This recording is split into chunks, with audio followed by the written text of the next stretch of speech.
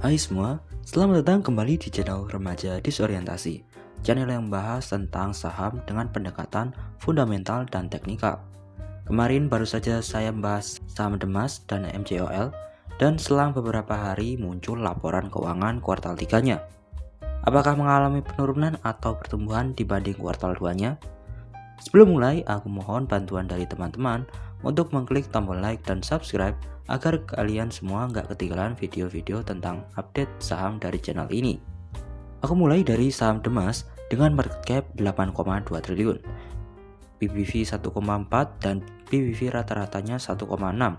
Untuk PIR 7,7 dan PIR rata-ratanya di 8,4. Untuk aset naik tipis jika dibandingkan dengan kuartal 3 tahun 2022 dengan total aset 6,7 triliun, tapi lebih rendah dari total aset jika dibandingkan dengan kuartal 2 tahun 2023. Saat ini total return of asset kuartal 3 sebesar 8,9%. Untuk utang kuartal 3 tahun ini naik tipis menjadi 913 miliar dan lebih tinggi dari kuartal 2 dari kuartal 2 kemarin. Dengan debt equity ratio yang sangat aman di 15%.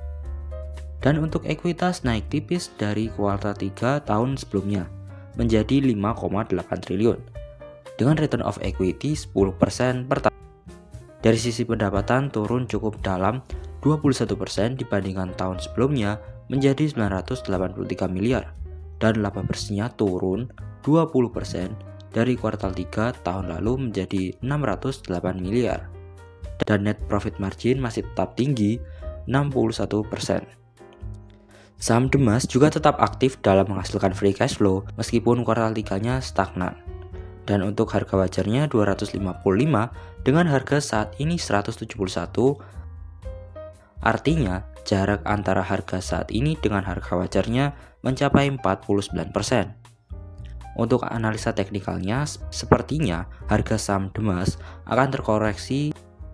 Terbukti terjadi dead cross di harga 175, di mana MA20 menembus ke bawah MA50. Ditambah ada berita secara resmi kalau BI menaikkan suku bunga hingga 6%. Ini akan menekan penjualan saham Demas, apalagi saham Demas belum mengelola recurring income mereka dengan maksimal. Bahkan pendapatan dari recurring income saham Demas kurang dari 20%. Kesimpulannya, saham Demas kuartal 3 aset ekuitas tipis, tapi dari sisi pendapatan dan laba bersih turun sangat besar. Tapi net profit margin saham Demas masih terjaga di 61%. Untuk perkirakan harga saham Demas akan jatuh seiring dengan munculnya tanda dead cross. Ditambah sentimen suku bunga 6%, ini akan membuat anjlok harga saham Demas.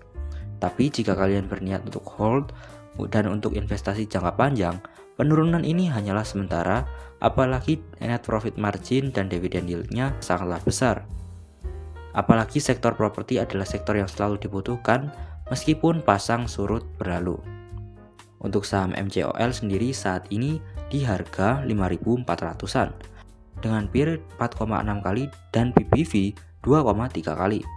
Untuk aset naik tipis menjadi 748 juta US dollar atau 11,9 triliun, meningkat dibandingkan kuartal 3 tahun lalu dan return of asset sebesar 24%. Untuk utang turun tipis dari tahun lalu menjadi 157 juta US dollar dan debt equity ratio 26%. Debt equity ratio ini terbilang kecil dan sangatlah aman. Untuk ekuitas juga naik 4% dibandingkan kuartal 3 tahun lalu menjadi 591 juta US dollar atau 9,4 triliun dan return of equity sebesar 30%. Pendapatan saham MCOL kuartal 3 tahun ini turun 8% bila dibandingkan kuartal 3 tahun lalu menjadi 686 juta US dollar atau 10,9 triliun. Begitu juga dengan laba bersih turun 29% menjadi 182 juta US dollar atau 2,9 triliun dengan net profit margin 26%. Untuk harga wajarnya saham MCOL di 5.900-an Tapi agar lebih aman, lebih baik tunggu di harga safe price 20%. Dan pergerakan harga saham MCOL masih terus akan meningkat dengan golden di 4.700-an dan masih belum ada tanda-tanda dead cross yang akan muncul. Kesimpulannya, untuk pendapatan dan laba bersih mengalami penurunan, tapi dari aset dan ekuitas naik tipis. Untuk utang sangatlah aman di 26%. Sementara untuk pergerakan harga saham masih ada kemungkinan meningkat karena belum ada tanda-tanda moving average yang membentuk dead cross. Itu dia review singkat dari saham Demas dan MCOL. Sekali lagi aku ingatkan kalau video ini tidak mengajak siapapun untuk membeli saham yang ada dalam video ini. Semua keputusan akibat membeli atau menjual saham yang ada dalam video ini ditanggung pribadi masing-masing. Terima kasih sudah menonton, sampai jumpa di pembahasan saham selanjutnya.